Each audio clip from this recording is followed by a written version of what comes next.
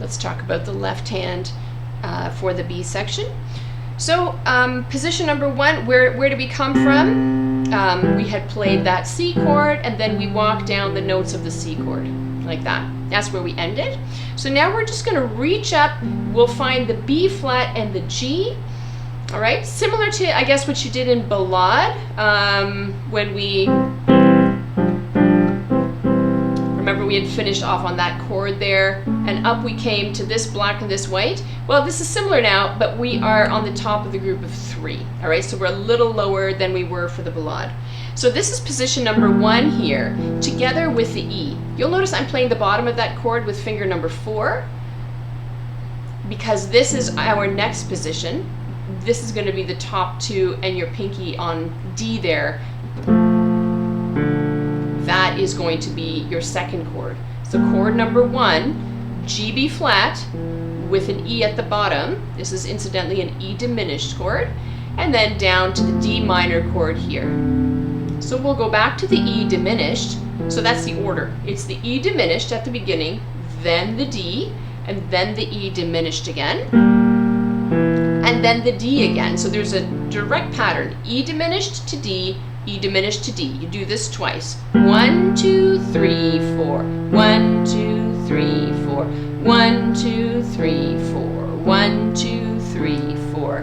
Now let's change that hand position. So rather than playing the G and the B flat, we're going to go up here to A and C.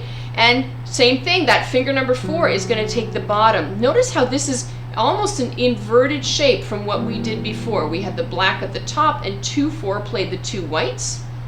Well, now we're just going to turn that hand shape around. Finger 4 has the black, and 2 and 1 are on the white notes. So we only need to play this one time. Bonus points if you saw that this is an F sharp diminished. And then we're going to just play the G and the B. That's number 1. Bring the bottom of the chord up. So each of these are only played 1 time. And we finish up there on CA. And we're going to add in that F sharp again. If you prefer to play the A because that's familiar from before, you can.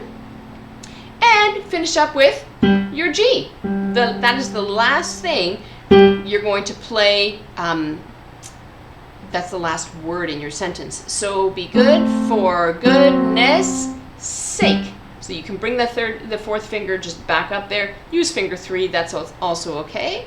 And then, remember how I said there was a linking chord between the A section and the B section? So let's give the left hand some notes there to match. So that GB goes with these 2 together. And this is the last thing you're going to do in that B section. You start over again.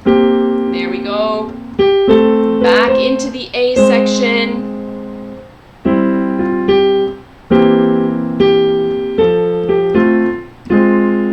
There's our 3-note walk down, tuck the pinky, finish on 3 by itself. The 2, 4 goes with the D. Remember to drop the top of the D chord when you're done 2, 4. Reach, oh no, sorry, on this one we don't reach down. We reach up to the D.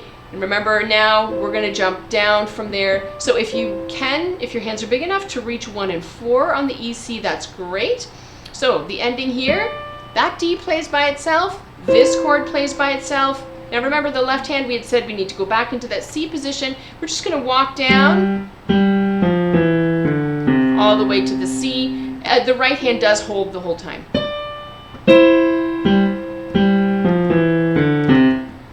And staccato at the end.